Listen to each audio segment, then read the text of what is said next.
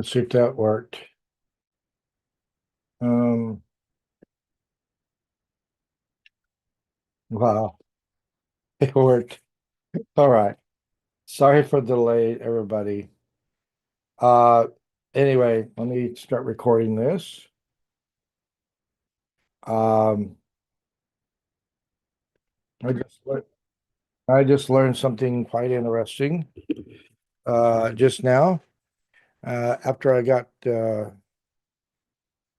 where I could go into the setup for the live stream, it said go live. I've never had to do that before. It usually works just fine.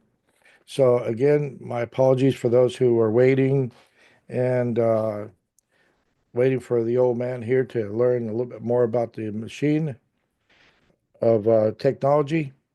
Thank you very much for your patience. Again, we are going over the and and please let me know that I am coming live to you. That you have audio and video, so that I can let me do my over. Oh yeah, I got audio and should be okay. Like I said, everybody should be um, able to see me right now. If you desire to come and join me, just like I said, Arthur A.J. Hill, um, and on my Facebook group is come follow. Excuse me, the For the Love of God, and you can also email me, leave a comment in the chat so that uh, you can tell me where you're from or how we're doing here, or if there's something I can do to help the process even better for to um, have a better experience here. Obviously, whenever I have these technical difficulties, and what I'm going to do is I'm going to do a bunch of shorts today and stuff like that, and set up the Zooms and try to figure out what is uh, the process. And anyway, so we'll figure that out and we'll make this even better. I apologize for any delay that I've caused, and like I said, I appreciate you guys' patience. So anyway, Eric is not here. I thought Amber, another person was going to show up if she could. If not, let's go after this. We are discussing Joseph Smith and the weak things made strong by the Lord. And again, when we think about comparisons, when we think about and that's what we're looking at is perspectives and comparisons. When we only uh, uh, compare ourselves to our peers around us, then what happens is we look equal or strong in that situation. And when we compare ourselves to God, which God should be the first thing on our minds when we're comparing ourselves. It didn't say be therefore perfect as Frank is, or Tom or James or Junior is perfect. It says become perfect as our Father is heaven is perfect. And then in uh, the Book of Mormon it says be therefore perfect as I and thy Father are perfect. Again, relating to the idea that perfection comes through the resurrection and not only just being resurrected, excuse me, but being exalted. That's where our perfection is. All right. It's being exalted. That's what Jesus Christ was saying when it came to the Father. And I think I'd like to go there real quick. I apologize. We're getting off subject, but that's what we do here. We have fun. We get into other ideas and I want to make sure that of course, going to bring up uh, the gospel library. Thought I had it already on board, and today is just beautiful. Everything's working out just great. You know, it's, but you know what? Whenever you If you believe that the Lord is light unto your path, any delay that is put in place is the Lord's delay, and therefore you can know that be confident that He is guiding you, and that that delay is going to create greater opportunities for you uh, for learning patience and learning how to love the moment. And and usually there's blessings that come from those delays. Sometimes, depends on what that looks like. I mean, we have tragedy all the time, and we have to understand that uh, when people leave us, they don't leave us completely. They just leave us for the moment. Death is always a hard thing to adapt to when there's somebody close to you that passes away. Um, and and what would you say? We sorrow for that person, and we sorrow for ourselves. We sorrow for the people around us, mourning the loss. But again, they're fine. They're better off than we are. Our problem is we don't associate the our that uh, passing as something that is to be embraced because now we're lonely without them. I'm lonely all the time without many of my ancestors and my dad, my father-in-law, and I miss my mom, but she's not dead. But I haven't seen her for a while because she's 7 hours away from me, and I don't get a chance to get up there. But there's people that I miss that are still living, but I can't get to. There's people that are past that, well, there's only one way to get to them, and I don't plan to uh, to shut down so easy.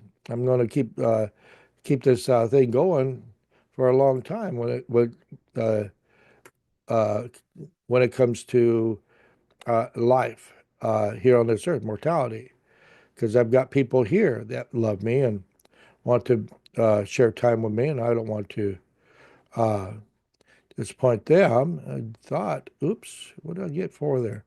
Should be in five. Let's make sure. There we go. Here's something about I found in the that will entertain you. Let me message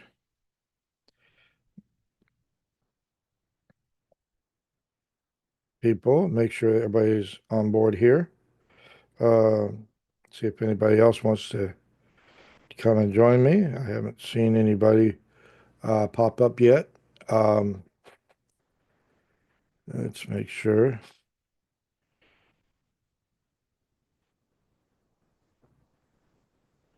I don't know. The person that I'm contacting right now is actually legitimate, or is it one of those people that fake an ID on Facebook or whatever, and pretend to be one thing, but oh, it's fake. I thought it was a person that wanted to join. So anyway, let's continue on here. Sorry to um, now. If, just because I don't know how to work the computer sometimes doesn't mean I don't know the gospel. Okay, so try not to uh, put one tie one to the other. Anyway, this was something I found while I was doing some reading in the Bible one time that's talking about the resurrection. We're asking, I mean, we're criticized for believing that the Father has a body of flesh and bones, much like the Son. And again, I wanted to, for those who are watching right now, I was talking about when we make comparisons, we're not supposed to, and we're perspectives. When it comes to weak things, we are weak, God is strong. But when we are around our peers, we look at them and we say, well, we're strong because Look at my peers. And again, the the, our Father heaven told us, or excuse me, Jesus Christ told us that be therefore perfect as our Father in heaven is perfect. And then in the Book of Mormon it says, be for therefore perfect as I and your Father are perfect. Meaning that perfection comes through exaltation, not just resurrection, not just immortality, but exaltation. All right. And so he, which right now I'm actually learning this idea as I'm conveying this message to you. But in John chapter 5, I'm going to share that with you real quick. I know we're talking about the weak things being made strong, and again, uh, again we're like I said, we're using comparisons on what is weak and what is strong. And again, we are weak unless we have our Father in heaven and Jesus Christ with us through the Holy Spirit. And here's what it says in John chapter 5. And it says, then answered Jesus said unto them, verily, verily, I say unto you, the Son can do nothing of himself. Even he is putting himself in a place of weakness. All right? Even he is putting himself in a place of weakness. And I'll make sure I'm not missing anybody here. Uh,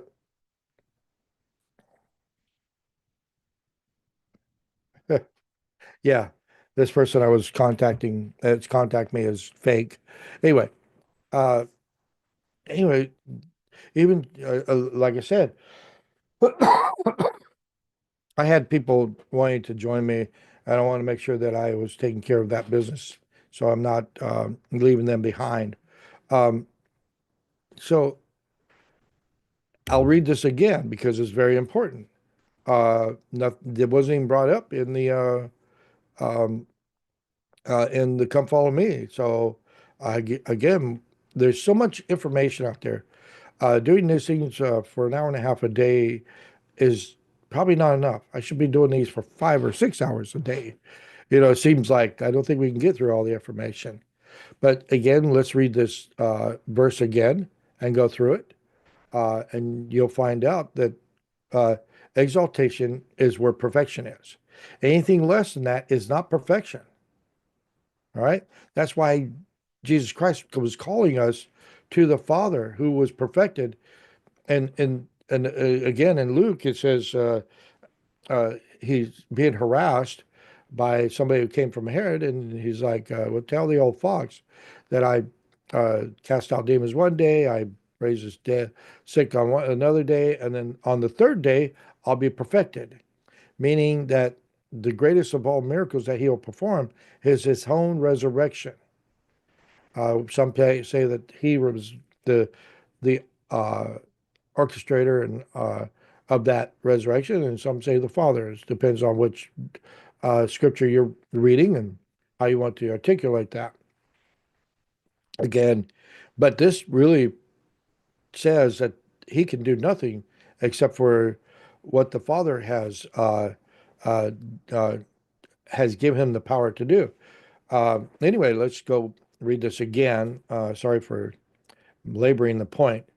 Then answered Jesus and said unto them, verily, verily, I say unto you, the Son can do nothing of himself, but what he seeth the Father do. For what things soever he doeth, these also doeth the Son likewise. I hate when I don't capture the moment. I'm going to read it again. Then answered Jesus and said unto them, verily, verily, I say unto you, the Son can do nothing of himself. All right. So the Son is saying, I'm weak, and the Father is strong. Uh, but what he seeth the Father do, for what things soever he doeth, these also doeth the Son likewise. All right. So he's watching and watching the Father and what he is doing, and he himself is parroting the acts of the Father. For the Father loveth the Son, and showeth him all things that himself doeth. All right. So the Father himself is doing these things, and the Son is copying, parroting the Father. And he will show him greater works than these, that he may marvel. All right. So now, again, there's so much of that uh, announcement by the Lord saying, I'm weak.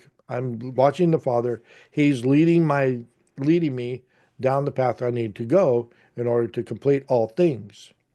And he's also enabling me to do these miracles. I'm doing these miracles to um, uh, to proclaim that God is, that He is the power and love that I have demonstrated to those who I've healed. But here's where it gets really good. Okay, again, be therefore perfect as your Father in heaven is perfect. And we as Latter-day Saints say that the Father is exalted. So here's where it runs into the uh, where we can read and kind of get a glimpse of knowing that the Father is exalted. Anyway, I'm not prepared to talk about this, so I'm not articulating the best, but uh, it says here, for as the Father raiseth up the dead and quickeneth them, even so the Son quickeneth whom he will.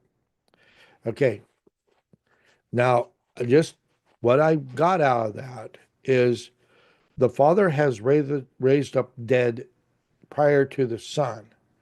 For whenever the Son raises up the dead, he will do it himself because the power the because the Father has already raised up the dead himself.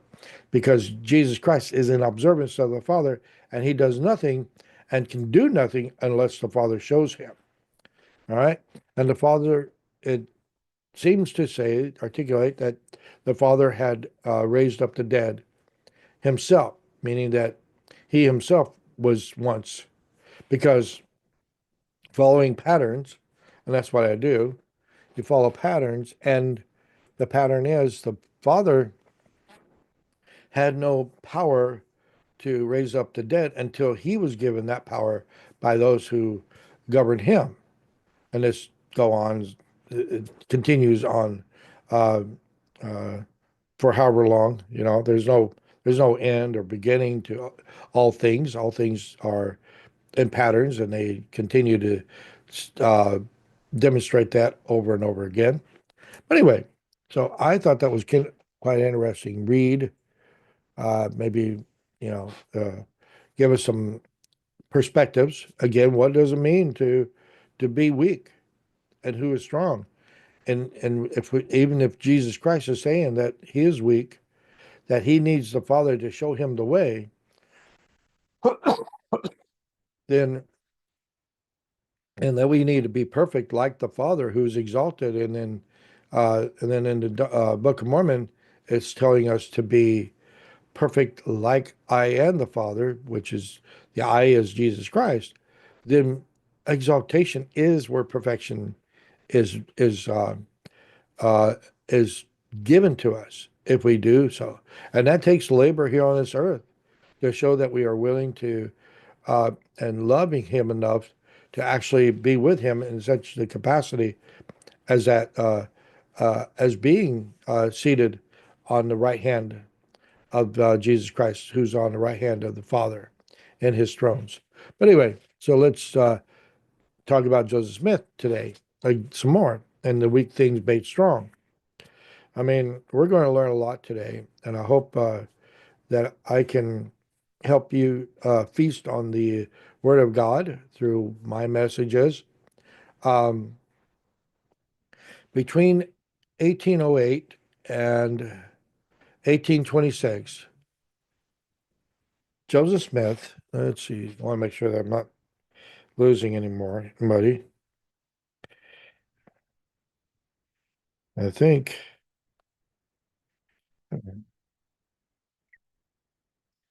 uh, Yes, we have a person that's trying to get on.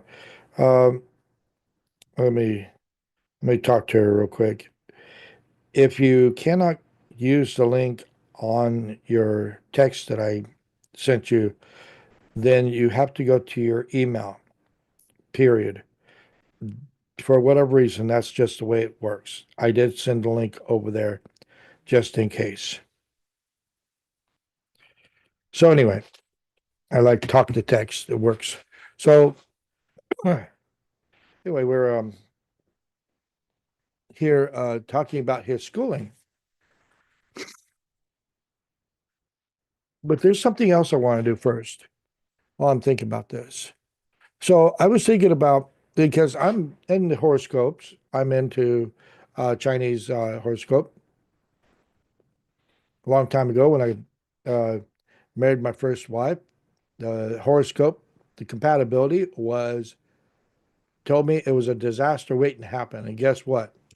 We eventually got divorced, and there was a lot of struggle in there. And now I trust the horoscope because there's a lot of reasons I do. Um, but I looked up Joseph Smith's Chinese horoscope and his uh, and also the zodiac uh, horoscope.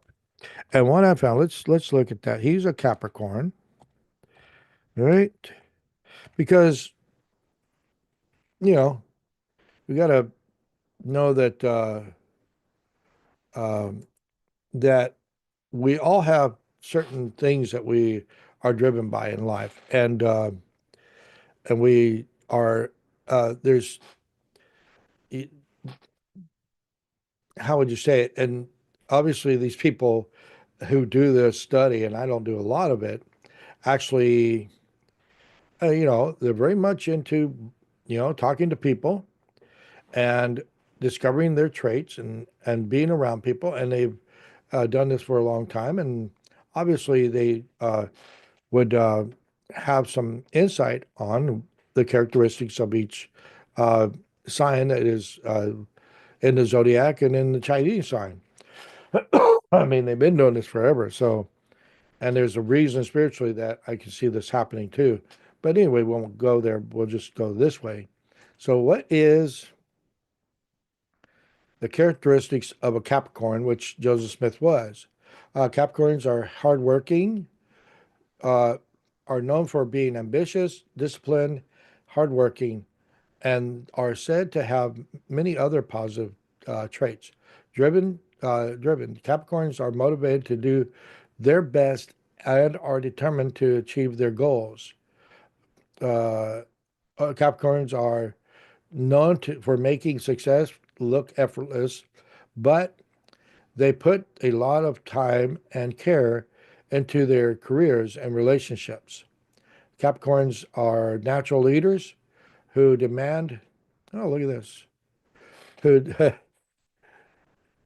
who demand uh, the best from others, and they're loyal. Capricorns are loyal and dependable uh, partners. Hello, Amber. Thank you for joining.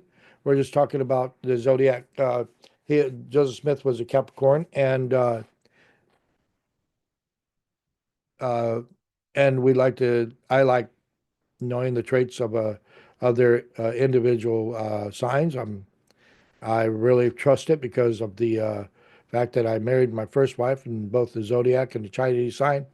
Uh, Told me that you're a fool for doing it, and yet I got divorced eventually, and it was a rough ride all the way through. So anyway, so I'm looking at Joseph Smith and kind of getting insight on what he would generally be like as a Capricorn. Capricorns are dependable partners who take their commitments seriously and prioritize the needs of their loved ones. Capricorns are ruled by Saturn. They are, and I know that they are honest. Capricorns don't like to waste time, which means they don't sugarcoat hard truths or beat around the bush. So anyway, that they're honest. And that's uh, again, that gives us, what would you say, a reason to think that Joseph Smith, his natural tendency is be honest. Um, even in his, um, even here, this was kind of interesting. So looking at his ox side, which is Chinese, oxen are known for being strong and steady workers who are dependable and can be counted on to complete the task well. Oxen are patient individuals who don't mind taking their time to achieve their goals. Uh, Oxen are often practical and down to earth, and they approach life with the sensible mindset. Oxen are reliable and supportive of people around them. Stubborn, yes, I've got one in my house. She's a wonderful person, but she is stubborn. Calm, uh, and even I was reading it yesterday, and it said that oxen are also honest. So I can, again, for whatever reason, it's not here, but let's see if there's anything else. Uh, Patience and honesty are two. Hey, hello, Amber. Sorry to Hello. get into zodiacs and all that, but this is what I do because it's fun. Um, anyway, how you doing today? I'm okay. How are you? Great. Surprised anybody's even watching me. I stumble and it's cold over it as much as I can. But anyway, one of the things, since I can see you, it's a lot easier for me to relate to you. Uh, I like having other people so I can actually have a conversation. I don't like monologuing for an hour and a half, but obviously I've been able to do that. But again, I was studying out on Joseph Smith yesterday, or his characteristics, and Mhm. we can and and I, like I Yeah. said, I'm into this zodiac stuff that I do, are the Chinese zodiac signs, and a lot Mhm. of the traits that we see in Joseph Smith seems to play out in the horoscopes that are presented here. And one of the things that always that came up was the fact that he was honest. That an ox is honest, a Capricorn is honest, and I thought that was kind of appealing with the fact that Right.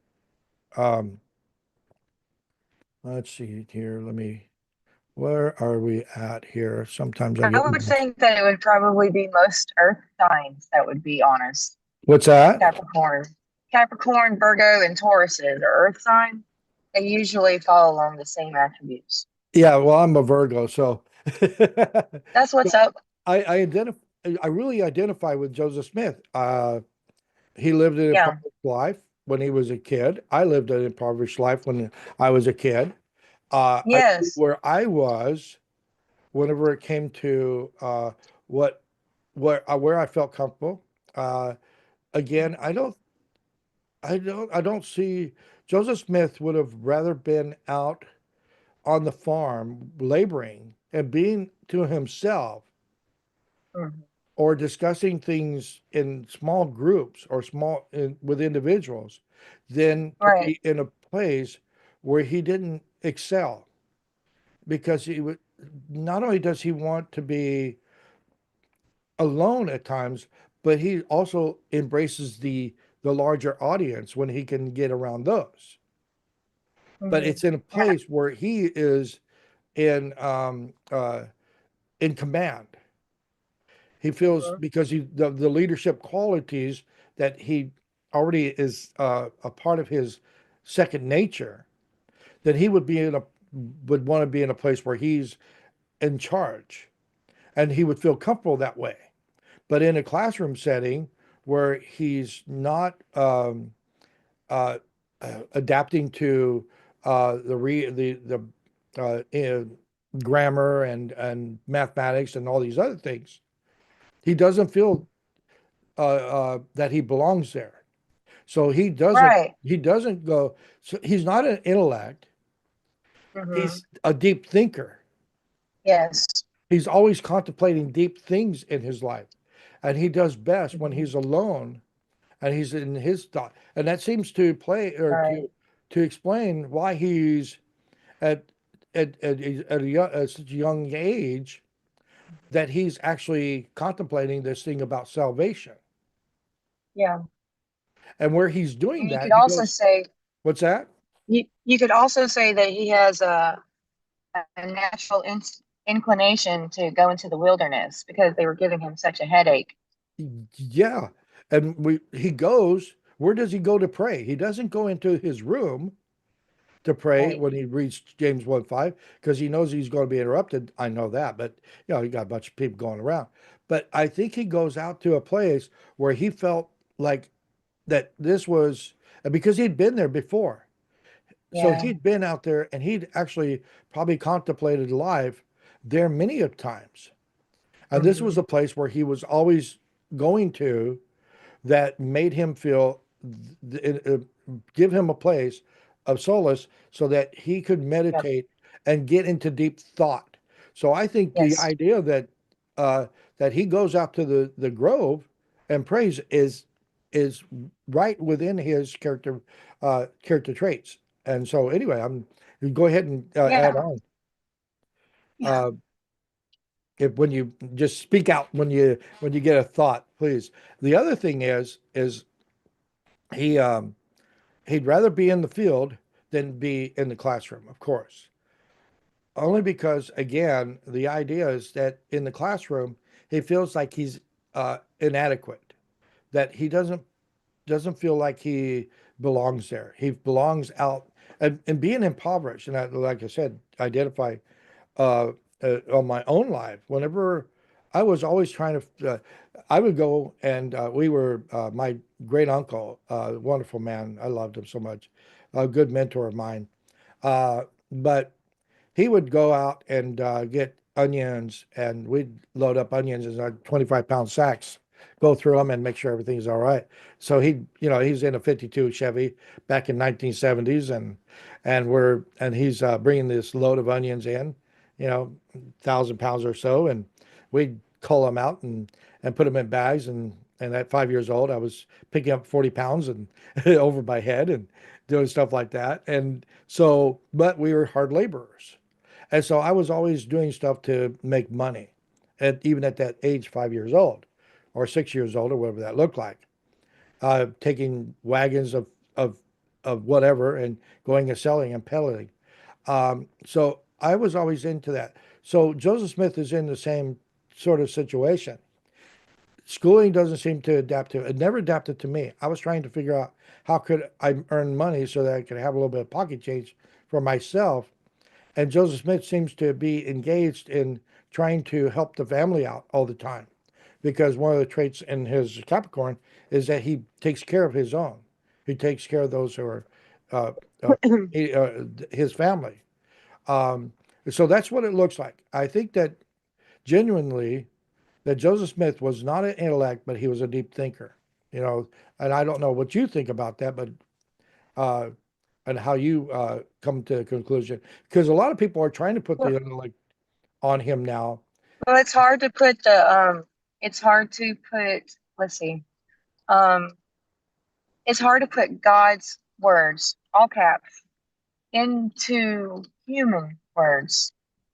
You know, like he has a message that can spiritually be conveyed that words cannot express. Yeah, and like I said, unless he's influenced by the Spirit, he could not articulate a good letter or even in his journal. It's only when he's driven by the Spirit that he is able to articulate Yes. a good message. Yes, And in his weakness. yes, absolutely. And I just Hmm. was discussing, we can go to, and I don't know how long you've been watching, but I showed in the scriptures actually. Let's share that actually, and I'll show you something here that's not even included in the Come Follow Me that I was reminded. Actually, I was it was for the idea that whenever we compare ourselves to our peers, then we always look at least to that to their level or to a higher Hmm. level or even as strong there. But when we compare ourselves to God, then we always look weak. And so then I Yes. was reminded that we are not to be perfect like unto Frank or Joe or John or or whoever. We're actually supposed to be Yes. perfect as our Father is perfect. Yes. And the Well and put. yeah, and so here we have in Luke, it actually says that Jesus Christ was telling one of Herod's guys Yeah. that they have that tell the old fox that I raised that I cast out demons one day, and on the second day I heal the sick, and on the third day I'll be perfected. For me, that perfection is his resurrection, because that's what happens on Hmm. the third day. Yep. So if the Father is perfect, then Hmm. he's exalted because Jesus Christ becomes exalted. And when it says, "Be therefore perfect as your Father in heaven is perfect," all will be um, resurrected. But the only time we're perfected, truly perfected, is when we reach exaltation, Hmm. because it's not. So again, and then here's where then when I had that thought, it came to this scripture here in John chapter 5, where it says, then answered Jesus and said unto them, Verily, verily, I say unto you, the Son can do nothing of himself. Again, right there, he's saying, I'm weak. Hmm. Yep. Even putting himself in a place of weakness. But what the Son can do nothing of himself, but what he seeth the Father do. Yeah. Again, putting himself in a position of weakness, comparing himself to the Father. For what things soever he doeth, these things also doeth the Son likewise. Uh, for the Father loveth the Son, and showeth him all things that himself doeth, and he will show him greater works than these, that ye may marvel. And here's the scripture that really kind of tied this thing about the Father being resurrected. For as the Father raiseth up the dead and quickeneth them, even so the Son quickeneth whom he will. So I was like, holy smokes, right there in the Bible, it actually it gives us a glimpse of the fact that the Father has already done the work of the resurrection, as a Latter-day Saint would describe, on an earth much like our own, and that he himself would be exalted because of the process being in a pattern which goes on for for all time and all eternity. So I was like, whoa, that's cool, you know, and just something to share That there. is cool. Yeah. Yeah. That is so cool. And well, gosh, and that's why we listen, because that was well put. What's that? Yeah. You're breaking up a little I bit. said that's why we. Oh, I'm sorry. That's why we listen. That was well put. The Well, thank I can't put it into words, but it's like the Father extracted himself into human, yeah. form, and then like went through everything, and then it's just that he has only authority to to create everything. Everything was created in and through, and it's just I don't know. There's so much witchcraft going on. Everything seems so magical, but God really is mystical. He's beyond magical. He's got abilities to experience everything that we can experience, and that's why we should count it all joy to suffer with him. But here's, I don't know if I said yeah, that yeah. right, but I know Actually, it's it was hard to explain. when you talked about the magical world of God, I went to a symposium. Daniel Peterson, I don't know if you know the name, but he runs the Foundation, which give us this reading that we are doing for the for Joseph Smith, Brian D. Hills. But anyway, um, he so he I'll has look this. into it. What's that? I'm going to look him up. Yeah. So Daniel Yep. Peterson, Interpretive Foundation, great human being. I've had the pleasure of talking to him a couple of times. So at the symposium, he had a Jesuit priest who's the head of the observatory at the Vatican Observatory. And Mm. his name is Guy, and I can't remember his last name. But anyway, so he was at the end of each one of these lectures, and he's the keynote speaker. And they say, hey, if anybody's got a question, I was like, I always got questions, So I wrote down the question: has religion made God into a magician when actually he's a mathematician? And so, of Yes. course, his Yeah. uh, political upbringing and way says, well, he's both the magician but mathematician at the same time. So again, we've made God into the magician. Now you see me, now you don't kind of thing, when actually he has knowledge to perform any act that we can dream of. When he says that we can move a mountain, he understands how to move the mountain with using the uh, physical laws of the universe. You know what I mean? He understands how to move things and how the Yes. electron, proton, and neutron all act when, Yes. you know what I mean? He understands those things. Uh, So, he's got so he's not all a, of it in his hands. what's that? The You're, elements are eternal. Am I breaking up? yeah, you're breaking up a little bit, but that's all right. We'll get through it. Sorry. I should message. Yeah, you're fine. Don't worry about it. The question I have is real quick. You seem to be in a wooded area. Where are you from? If you don't mind saying, Yes. what's that?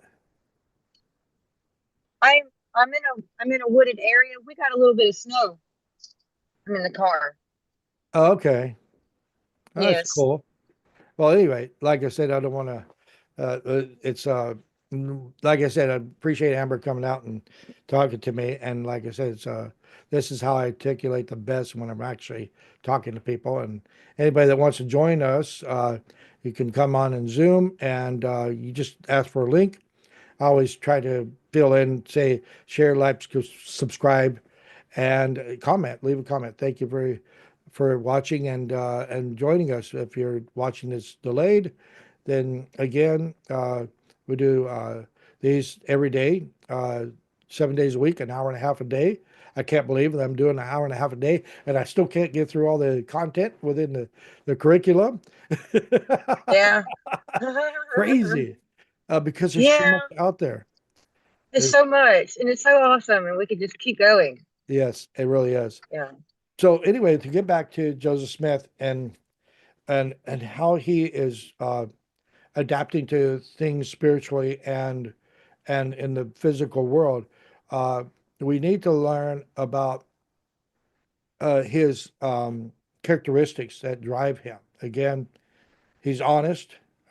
Both his Ox and Capricorn sign says they're honest, hardworking, industrious leaders. So anyway, so taking those into account, I don't see that Joseph Smith is trying to lie to anybody about anything. I think it's not in his character to lie. I think Yeah. he's driven by the fact that he doesn't have to lie. He doesn't feel compelled to lie to anybody. Hmm. He does the best he can to to protect people by using different words to articulate an idea, like the different versions of the first vision account. He's not trying to lie to anybody. He's just putting it out there so that people that are going to be affected by it will uh, will not be overreaching and and trying to create more trouble for him is what he's trying to say. So like I said, I don't see there's any problem with the five versions. We just embrace them all and say we can go with that because we know that he's in a difficult time. He's being harassed all the time, and people are trying to do everything they can to use his words against him. And so why wouldn't he just tell people what he needed to tell them and leave it at that? You know, and so anyway, let's get to his education here a little bit. as a young child what his mindset was. Between 1808, let's share that before I get started here. Um, I'm gonna learn how to do all this stuff pretty soon. You got one of them colds too, huh? Yes. It must have been the snow. I hear you're better. That's good. I'm glad. What's that? I hear you sound better. Yeah, it is getting better. You're It is. cold and all. I hope Yes. so. So, so anyway, between 1808 and 1826, Joseph Smith attended local common schools in 5 or 6 areas. District schools be held 2 terms each year, summer and winter. Excuse me. And his attendance during at least one term can be documented in Royalton, Vermont, West Lebanon, New Hampshire, and Palmyra, um, and Manchester, and Southbridge, South Bainbridge, New York. Excuse me. Researchers William L. Davis observes that Joseph may have been eligible to attend up to 22 terms between 1809 and 1826, although the exact number he attended continues to be debated. Davis speculates that Joseph Smith overall estimated time in formal education be beyond 5 terms documented in historical records was equivalent to approximately 7 years, 7 full school years of Mm. 14 terms. I don't know if they had kindergarten at that time or not, but basically seventh grade, I would say.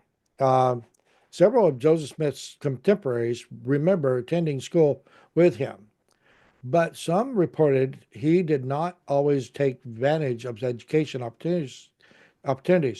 Pomeroy Tucker uh, accused Joseph of hunting and fishing and idly lodging about, excuse me, lounging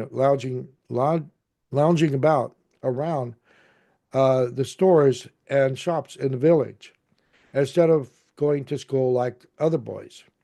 Perry Benjamin Pierce also wrote, the boys knew uh, without knew, excuse me, the boys grew up without desire for education. None of them Smith boys ever went to school when they could get out of it. Joseph's younger brother William reported his personal experience, which may have approximated Joseph of Joseph's of limited opportunities for acquiring an education. William added, being like most youths, more fond of play than study. I made but little use of the opportunities I did have. And again, if you think about the years that he was with typhoid, he really didn't get a lot of education out of that. So that's what accounted for the time that for only 7 years accounted for, and not where he's 15 years old or whatever, and he's not I don't know if he's even going to school after he has the first vision.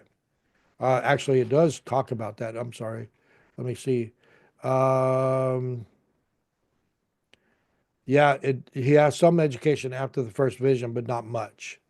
So, regarding Joseph Smith, let's see, his district schools in the 1820s in America. And this is from the Interpreter Foundation, just to let you know. And it is Brian C. Hales, who is the author of this uh, documentary. Documentary um, regarding Joseph Smith's training to become the author of the Book of Mormon. The precise number of terms he spent in district school classrooms may be less important because the curriculum touched only minimally the skills uh, authors usually seek to develop. In their book, A History of Education in America, Culture, Freeman Butts and Lawrence C. Crimmen explain The typical one-room district school Excuse me. was usually attended by a variety of age groups, running all the way from children of 4 or 5 to adolescents in their teens. The early district schoolroom was most often a picture of a teacher seated at a desk at a central desk with one child from another approaching reciting from text or memory, being rewarded with a smile or a blow, depending on the effectiveness of the reaction, and returning to his seat. Um, as pointed out, the curriculum for each student did not always build upon their previous year's learning. One handicap to effective teaching was the fact that it might happen no two pupils were equally advanced in their studies. Also, the quality of instruction in district schools varied widely, in part because the schoolmaster teaching credentials in some schools may have been little more than see one, do one, teach one. In 1826, James G. Carter, a member of the Massachusetts House of Representatives, reported the teachers of the primary summer schools have rarely had any education beyond what they have acquired in the very schools where they began to teach. Butts and Crimmins note little nor more no more no training was thought necessary for the post of teacher in the book Old Time Schools and School Books. Author Clifton Johnson agreed. So anyway, basically the education back then was uh, pretty Mundane, bleak. not mundane, but very archaic. That's what I was looking for. I always Oh, forget. Archaic, my bad. very, very low level, because the teacher is Yeah. either not groomed to teach higher learning, or they have such uh, uh, a class which it consists of 4 and 5 year olds all the way up to teenagers, and 20-year-olds. trying to Yeah. blend that together would be quite difficult on how you teach one to the other. Um, so here's where we're at is opportunities to learn creative writing and composition. So, excuse me, man, got to get it out. Let me get a drink of water real quick. Sorry about that. I'm so sorry, coughing and all that. Uh, as a training ground, um, for authors to learn how to write long, complex books, Joseph Smith's local schools provided few opportunities, although author William L. Davis declares that Joseph Smith's schooling included instruction and basic rhetoric, compositions. Available historical accounts do not support such claims. Creative writing and written compositions assignments were not part of the education curriculum of district schools until decades later. Again, he's not even getting, and don't want to labor over his education so much and what their research is. I really want to pay attention to Joseph Smith and how he's being affected by it. But again, to think that he's getting some kind of education to be a writer is an absurd idea. That does not fit the what is going on. Actually, benefits that we have these people who are studying history explaining to us really what the classroom setting looked like, so we can really get an understanding of was he capable of bringing forth such a complex book as the Book of Mormon. Uh, and again, for me, it's beyond the uh, beyond reasonable um, what would you say? There's no foundation to say that he was a writer, and nobody, and it's because he never was taught to write. Um, Again, in my own life, that it wasn't even. I tell you this story because I'm going to see how you react to that. I had to go remedial reading and comprehension all the way through school. High school was a little bit different, but even in my military career, when I started out, they sent me to remedial reading and comprehension. It wasn't until I was had that born again experience like 28 years ago that actually enabled me to do the things that I'm doing now. I'm not, my reading skills have amplified since that period of time. I know that. Um, Even whenever I read before a class, it was difficult. I get through maybe a quarter of what everybody else was getting through when they were reading for a time period. Mathematics and all that. I was never skilled in the things I'm learning in a classroom, but again, after that experience, it seems like it propelled me to be able to actually be able to comprehend and actually read a lot better. Joseph Smith, so Joseph Smith pre 1829 writing projects. Joseph Smith participated in several writing projects prior to dictating the Book of Mormon. Among them are three revelations in the Doctrine and Covenants.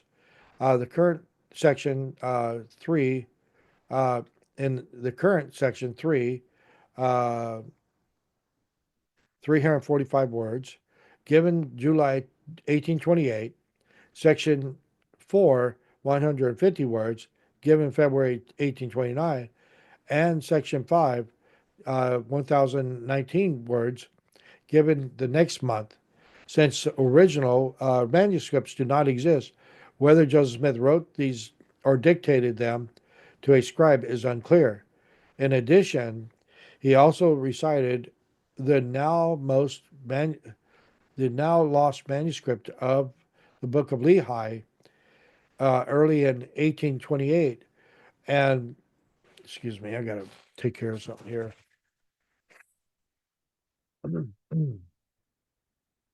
Now lost manuscript of the Book of Lehi in 1828, and may have penned may have penned one or two letters before April 7th, 1829. Figure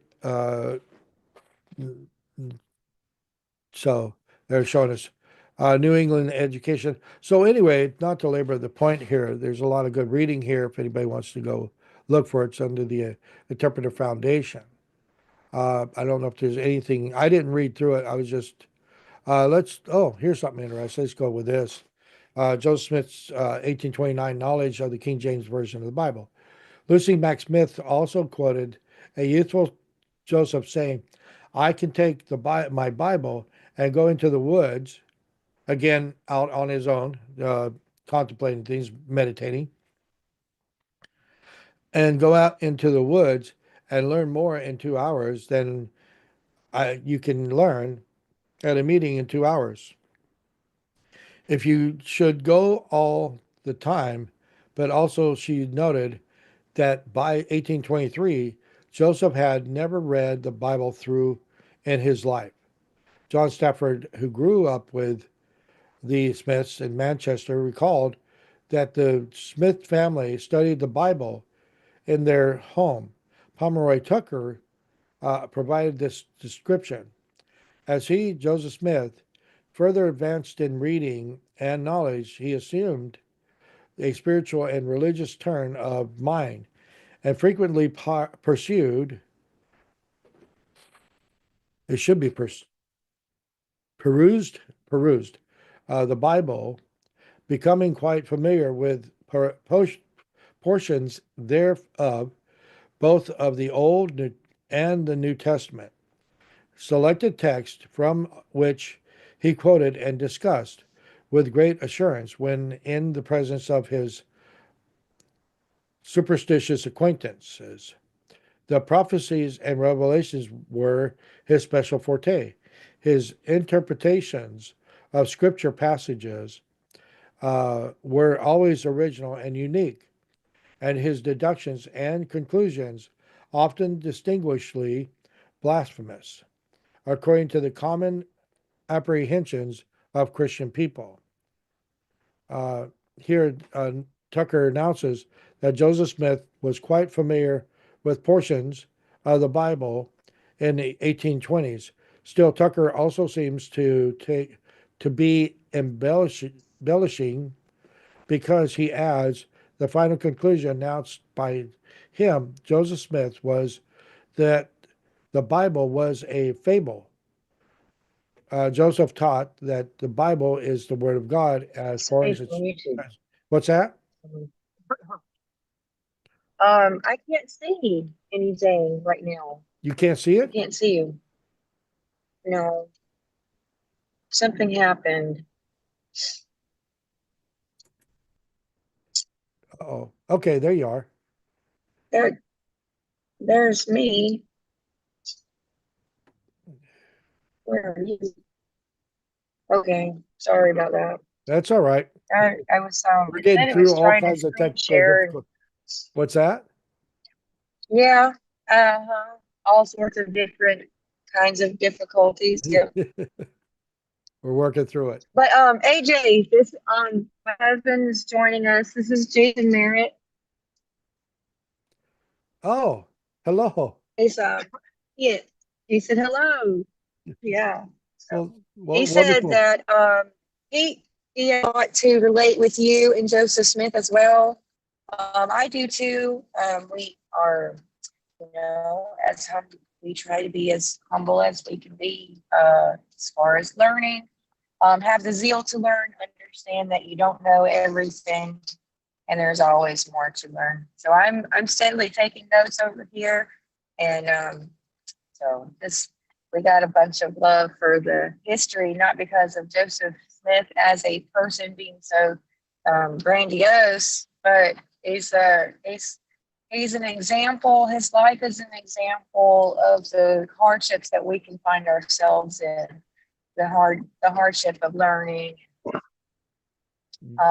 excelling, and advancing, you know, and in Holy cow. knowledge and stuff. But he was only able to do that when he was weak and when he prayed, and it was remarkable. Even Mark Twain said that the work that he did was a miracle because of his lack of ability to read and write, but he learned. And I think that word quickeneth is awesome.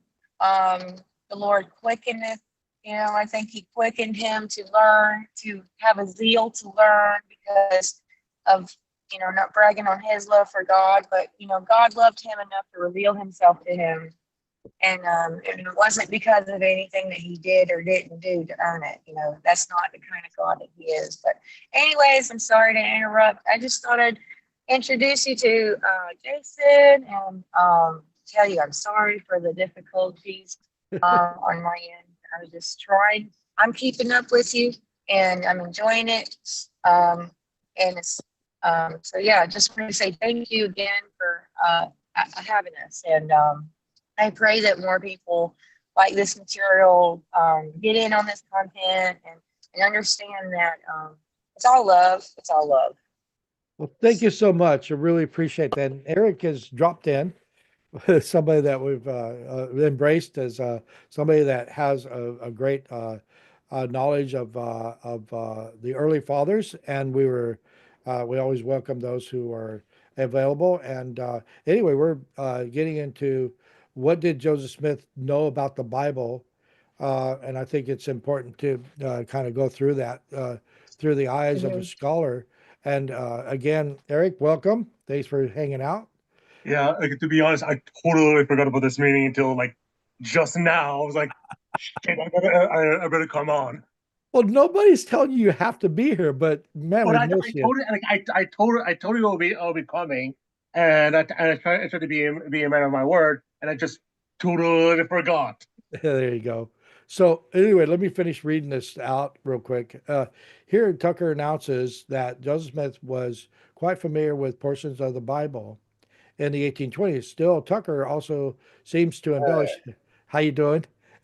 Um, So anyway, the final conclusion announces by him, Joseph Smith, was that the Bible was a fable. Joseph Smith taught that the Bible was the Bible is the word of God as far as it's translated correctly. Excuse me. Article Faith 8, raising questions regarding the reliability of Tucker's other claims. So again, Tucker's not a reliable place, but he adds to it because it's just something that there's pieces of it that you can pull out of it and say, okay, how does this go along with the accounts that other people are talking or are journaling about Joseph Smith?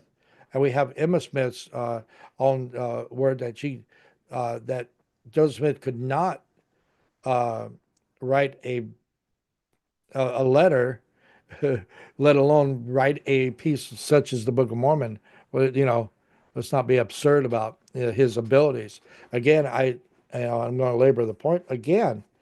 Joseph Smith is not an intellect in any way, and I think that it's a discredit to God's work through him when we put him in that category. I think he's totally a farm boy. I think he's truly more interested in uh, trying to find ways to create income for his family than he is about trying to um, uh, get an education in any way. He doesn't feel comfortable in the classroom because of his leadership qualities that are foundational to his character as a Capricorn and an Ox. That he doesn't want to be there. He doesn't want to be in a place where he feels inferior. He wants to feel in a place where he can command the position or command the the moment. And so when he's around one or two people, he has that sense of leadership in that moment when he's a youth. Um, and then again, he wants to be out on his own reading scriptures and not be in a place where, again, somebody's articulating to him, but he wants to go out and discover for himself on the deeper meanings of the Bible. So, again, one for deep thought, absolutely, but not one to be educated. So, Eric, what do you think there, my friend? Did I articulate that right or? Honestly, I don't really have much thing to say about Joseph Smith's education because I don't really have.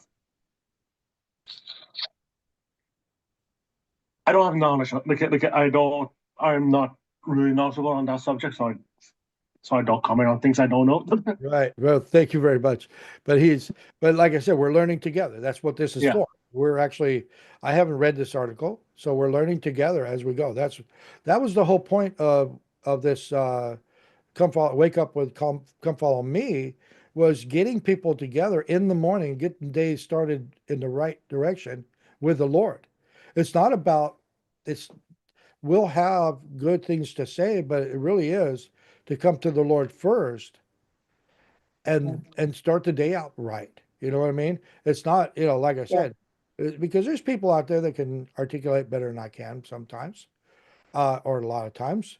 But again, Sure. they're not gathering us together. They're leaving, again, uh, I don't want to put anybody down, but I've reached out to several people that have large communities and they have nothing to do with me. And I'm saying, come all, come one, come all. Let's share this time together. And I will promote you and do everything I can to help you on your journey if you want to be a YouTuber or whatever like that, or be a influencer or whatever. So and I've got, a small gathering here, and it's a good gathering because people want to be here and appreciate that. So like, subscribe, leave a comment, Sure. and share this video with your friends. Again, what you don't get out of it, Right. somebody else will sometimes. That's So right. That's right. Yeah. critics, sometimes, Um, oh, go ahead. God has called us all. God has called us all. We are not able to articulate, but the Holy Spirit can work in us and through us, and maybe reach that one person that might find a segment of this that pricks their heart. And that's what this is about. I don't go and proselyte. I do not want people to join the church. I'm very exclusive in that way.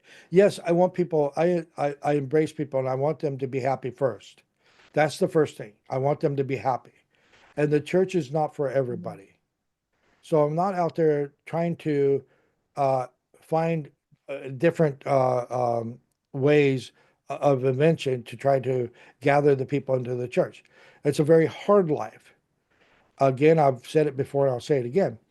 For those who love the law will love the God that created the law. For those who hate the law will hate the God that created the law.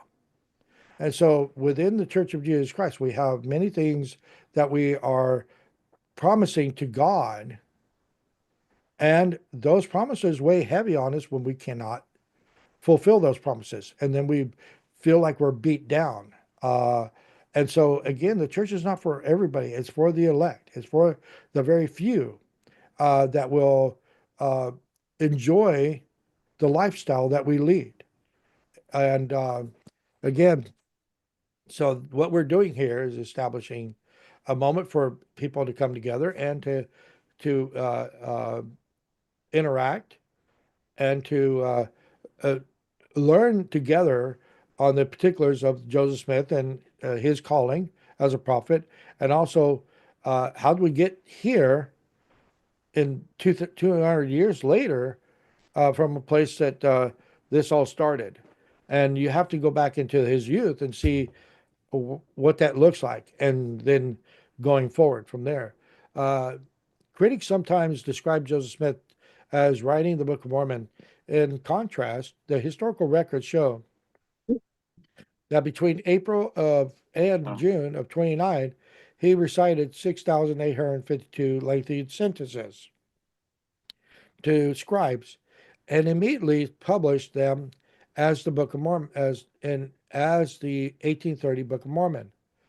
Uh, since then, none of these sentences have been fully edited or repositioned in the text. Historical records show that Joseph Smith's first oral draft was surprisingly refined from an editing standpoint. The literary value of Joseph Smith's dictation has also been recognized by non-Latter-day Saint scholars. The Book of Mormon, and we're talking about Margaret Barker, who's a Methodist theologian, and the once famed Stephen H. Webb, who was a Catholic theologian who wrote many books complimenting Joseph Smith's work. Oh, I love that man. He was great, but unfortunately, he had depression and he didn't survive his depression. He was actually supposed to be at that symposium I went to, Amber, and he didn't survive his depression a week before. Kind of a sad story. And if you get a chance, look him up, Stephen H. Webb, great scholar. He Okay. loved Joseph Smith as a Catholic. And even he was even asked the question, "Do you can you stay Catholic and still accept Joseph Smith as a prophet of God?" He says, "I don't know, but I'm doing it." Actually, it's wording. Well, it might be the same person, but I think his actual word is more was. I want to say that Joseph Smith is a prophet, but I don't want the responsibility that comes along with it. Yeah. Well, this was like a gathering that Daniel Peterson had with Stephen H. Webb and Margaret Barker. Yeah, I And know. yeah, I know in that specific video, yeah. I know which video, and Yeah. in that video, its exact wording was, I don't want the responsibility. I want to say Joseph Smith is a prophet, but I don't want the responsibility that comes along with it. Yeah, yeah, That's his exact wording. yeah. Actually, I've been invited to a Catholic Bible study. Been there twice. I've been enjoying that so much. But that's what I do. I do this stuff all the time. There's not. I just filled with the love of God in me, and I just can't wait to get to other places. Tomorrow I go to my Baptist Bible study before I go to church, so that's always a lot of fun. So luckily they Oh, moved the time of our ward so I can stay there for the whole thing and don't skip out 15 minutes early or whatever that looks like. So the literary value of Joseph Smith dictation has been also been recognized by non-Latter-day Saint scholars. The Book of Mormon is the masterpiece of a most uncommon common man, writes Washington University professor Kenneth Wynne. The Book of Mormon is a seminal work. More recently, Yale University Chair of History Daniel Walker Howe wrote, "The Book of Mormon should be ranked among the great achievements of American literature, but it has never been accorded the status it deserves."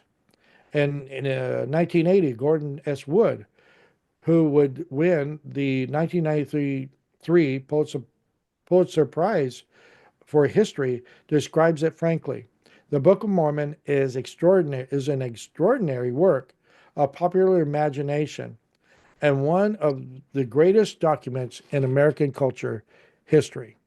Again, these are non-Latter-day Saint scholars who are putting the Book of Mormon at the highest level of regard when it comes to American literature. And again, it is fascinating that, I mean, you just go into um, um, to the where uh, uh, King Noah starts out in the Book of Mormon, and then you start tracking these different groups that and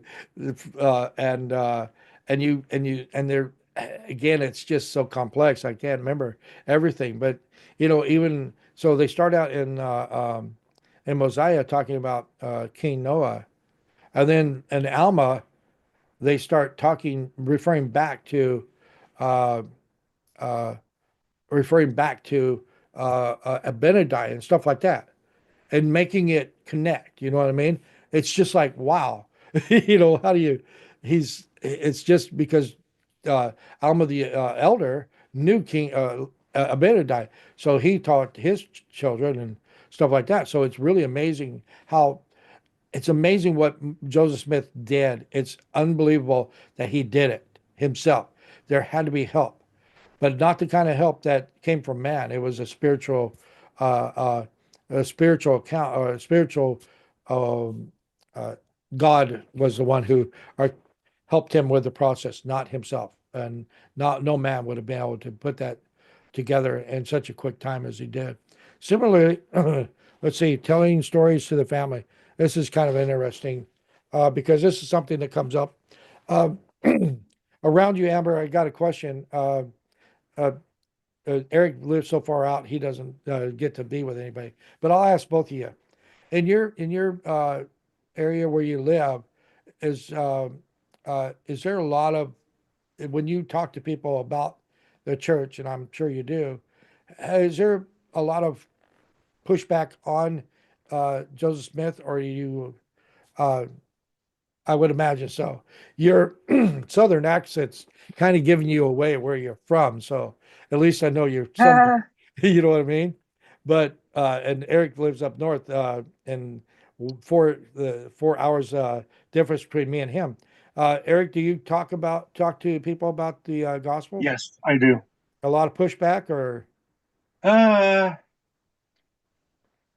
yes. When I talk, well, my father's side of the family are Presbyterian. You right? get a pushback. My mother's side get a pushback. Like I remember my aunt was trying to convince me that the church has been fraudulent because he's demanding tithing for that demanding all that. And I'm like, It's- and What's it? and by the way, my mother said the family are Catholic. Just so you Yes. know. Yeah. I don't know. They're they're non-active Catholics, but they still identify as Catholics. And they were trying to convince me to go through the Catechism and Catholic all that. Yeah. process. I'm like, no, I'm not going to do it because I think the Catholics are in error. Yeah. But in any case, I do find it funny that my aunt and my father's side of the family, she is a Presbyterian minister, and she told me that the LDS are not Christian because they teach another God. And No. But see, I'm right there with them. I'm sorry. We are Latter-day Saints. The word Christian was a even in the Book of Mormon, somebody tried to convince me, one of the missionaries. If you read the Book of Mormon carefully, it says that it was those who were against the saints that are calling them Christian. And even in the Bible, it says that this was a derogatory term towards the saints who were followers of Christ. Again, so I'm very much fine. You don't want me to be a part of your club? I You don't want me to, actually do think that we need to claim the title that we are Christians, that we are indeed the follower of Christ. And now, and I tried to the convince somebody of that who's not a Latter-day Saint. Right. I don't care. I don't care. They thought I was don't. weird I and don't thought care. I was completely wrong. Because I don't care. I don't care what they think. Because as far as I'm concerned, they're not even Christians. They don't even like. Especially if I talk to a Calvinist, I would say your actual doctrine is from. If you actually Amber, if you don't know about it, part of the reason I studied the early church fathers, I actually detailed the great apostasy and how it came to be, Mhm. and I can literally trace where Calvinist doctrine originated, the entire history of it, and I can literally tie it all the way back to the Bible, to 1 John 3, verse 1 to 6, where the Bible literally says, those who teach You want me to bring it basically up? those who Yeah. deny Jesus coming in the flesh, they are the Antichrist preachers. This group of the people who deny that Christ came in the flesh were the Gnostics. They were actually, and they were literally viewed as the Antichrist. There are some, they actually denied baptism and regeneration.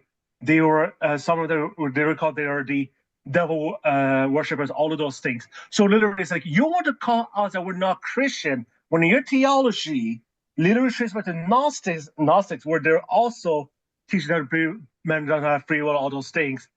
You want us to Here, say take that a we're breath real quick. deceiving on the Hold on, gospel. hold on. When I got the a Bible question. I got a calls question. you to be Antichrist. I got a question for you. What verse were you trying to quote? 1 John 1 3, 1 John, through 6. First John. Are you saying First John? chapter 3. Okay, let me get there. That was got to get to that. Always good. There we go. Let me share that, and we can go through that real quick. Again, all the threads in the tapestry tie back to to Jesus. And also the verse that Protestant loves to quote to us about to another gospel, it was actually reference to the Gnostics, just so you know. Yeah. So it says here, for behold, what manner of love the Father hath bestowed. Is that the one we're talking about? Let's see. 1 John 3, 6. Ooh, no, that's not it. Okay. Anyway, I Um, trust Eric is telling us right. We just have to have him. it is in the First John. I can guarantee you that one. All right. Well, anyway, so what we're looking at Okay. is what we were trying to get to is on the pushback that we get from the antis. Is one of them is Joseph Smith was telling stories before, and that because of these stories that were in his mind, he's imaginary, and therefore he was able to formulate a whole book of 530 pages of complexity and go ahead uh and tell the story, read put the story into words so a scribe could actually write it down. So I would say that's kind of a ridiculous idea, but we'll see what the scholars here say. Lucy, excuse me.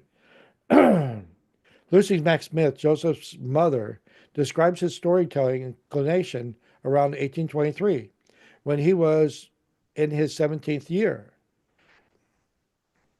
So when did Moroni show up?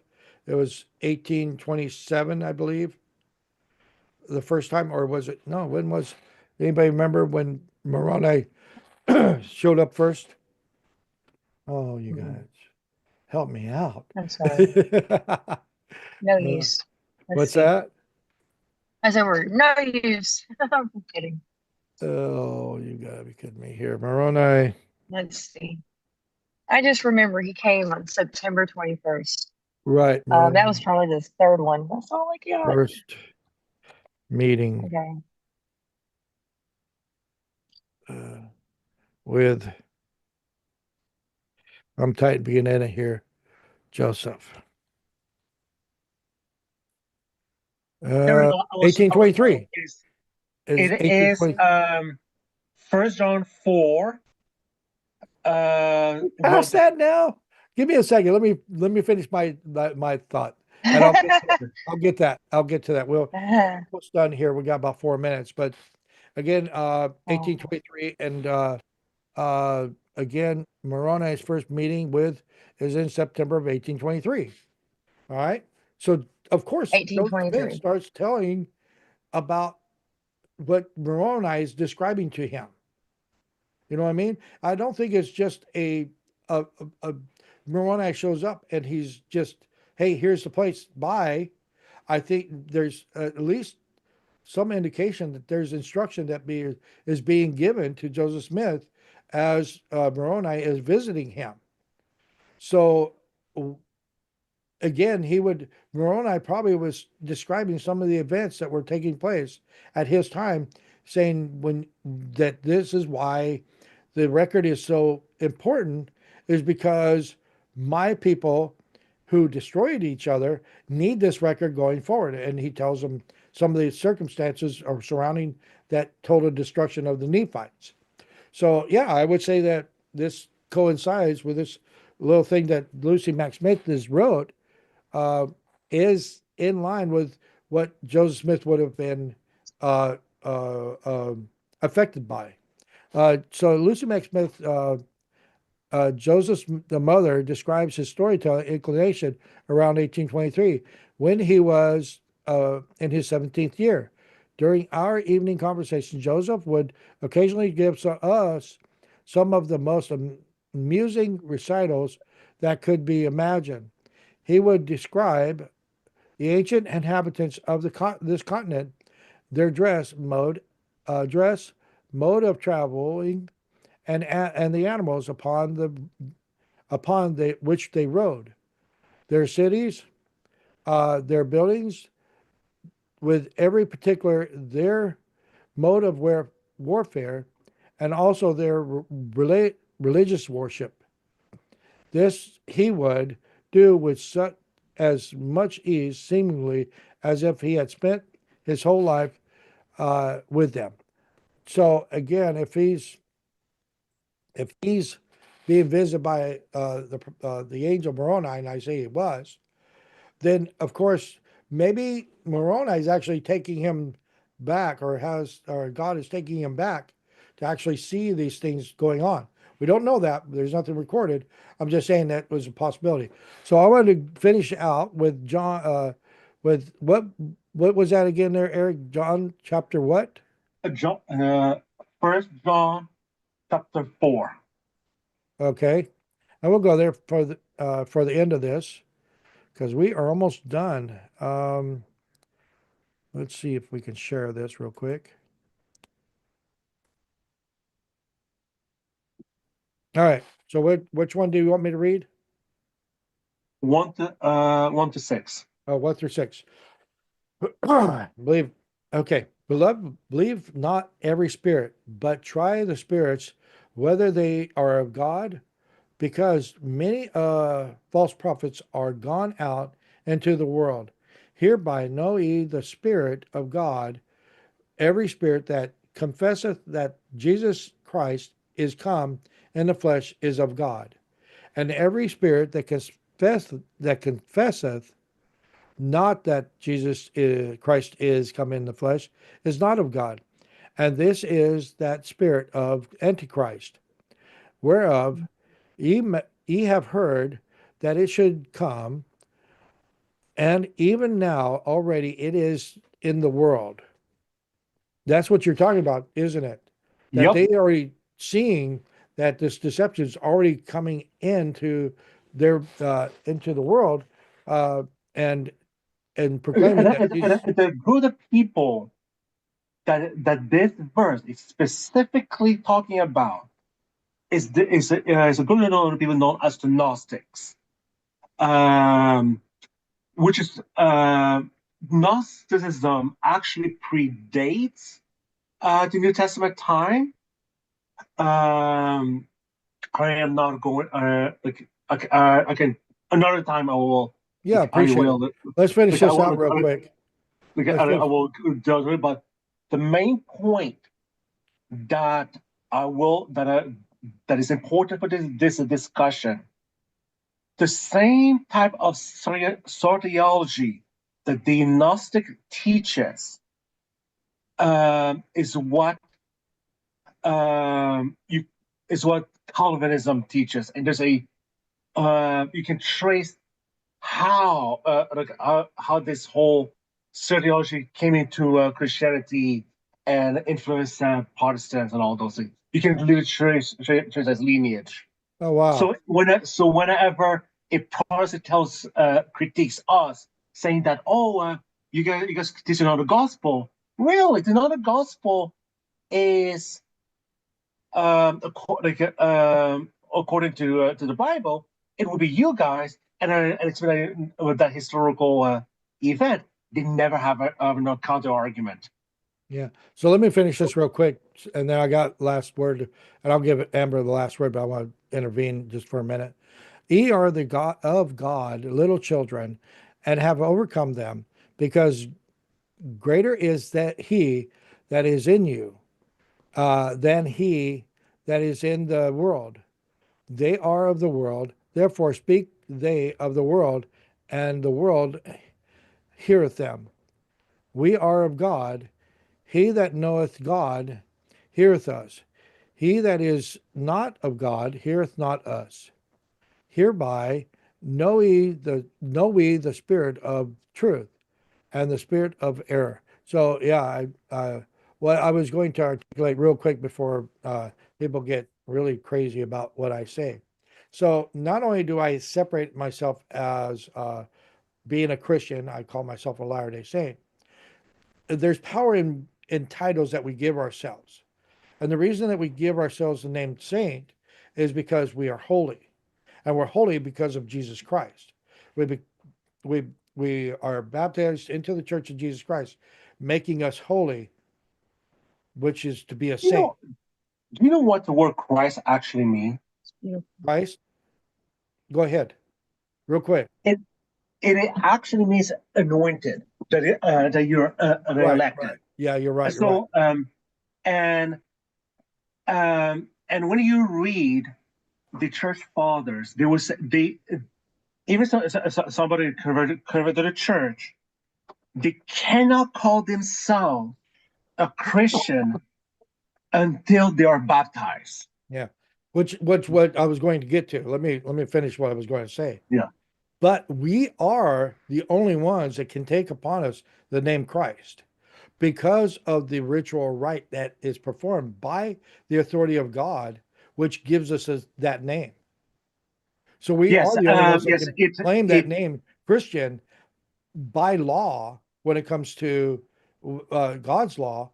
But again, we do not promote that idea because we don't want to tear other people down with those kinds of words. We just I know, allow them. but if we go back where we discussed on Wednesday when we talk about, like, I was reading the covenant from the Jewish Study Bible, like is is the fact I like the fact that that one. we huh I like Yeah. that version. oh you He's okay. right there with you there, Eric.